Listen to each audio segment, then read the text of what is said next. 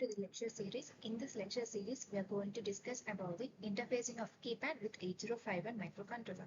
So in the previous lecture, we have discussed about the ADC interfacing and Bluetooth interfacing. So basic concepts of serial communication and serial protocols like UART, USART, etc.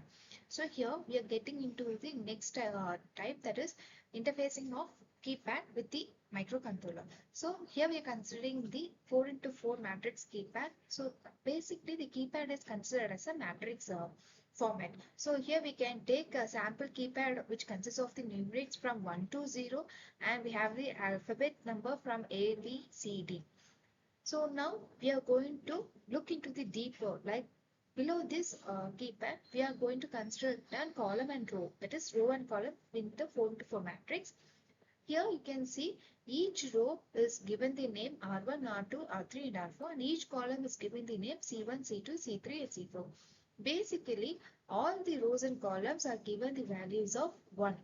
Since supply is given to all the rows and columns, it carries the value of 1, which is said to be high.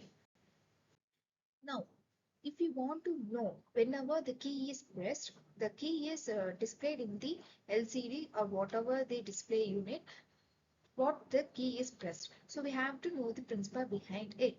So let us consider, we have to find out the which column the key is pressed, and next one is we are going for the which row.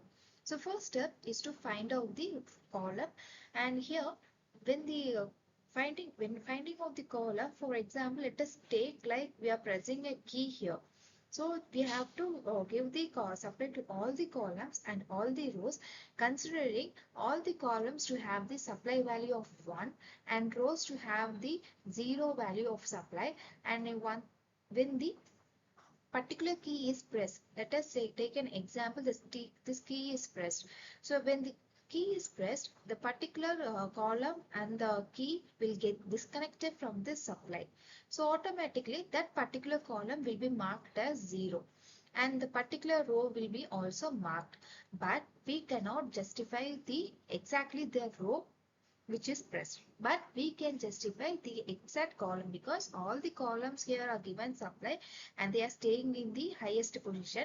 Now when the key is pressed, the supply is disconnected and the column will become as the 0. So now we are clear that column C3 is being pressed, right? Now we know all the rows are 0 and columns are 1. Whenever the key is pressed, that particular column will be disconnected from the supply. So we can find out the column number. Next, we are going to find out the row number. So same procedure, but considering all the rows have to be 1 and columns have to be 0. Now whenever the key is pressed, the row gets disconnected from that supply. So we can find out easily. See, all the rows R1 to R4 given the supply and they are staying high. But when the key is pressed, that particular row gets 0. So we can find the row number. So now C3, that is column number is C3, row is R2. So that particular R2 C3 address will be fetched from the key, and that will be displayed in my LCD screen. Now let us discuss how to interface this 4x4 keypad with the 8051 microcontroller. Now I have pressed the key, but somewhere I have to display the key press, right? So I'm taking the help of the LCD display so that the key can be displayed in the LCD. Now the particular key, that is 6, is pressed, right? R2 and C3 column is pressed, that key represents the number 6. So that 6 will be presented here, that in the LCD. Now to have a clear cut idea, we are taking the entire 8-bit port for the keypad. For the 4x4 keypad, we are taking the entire port for the interfacing. And in the right hand side, you can see we are interfacing LCD screen. From this LCD screen, we are taking the entire port 2 for data input and output. And apart from that, we are taking the read, write and enable signal in the port 3. And that is connected to your interrupt. And apart from that, the external connections for the power supply and external connections for the LED supply is also given here. And we have the crystal oscillator to give my clock signals, And apart from that, we have the compensator circuits.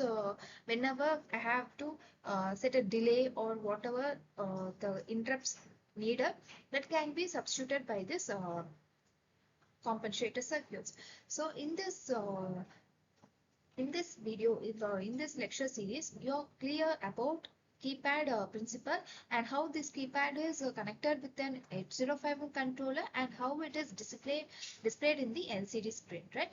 In the next lecture series, we will discuss the other interfacings available, and with the help of the ADC and DAC, what all sensors we can interface, and we will discuss with an example. Thank you.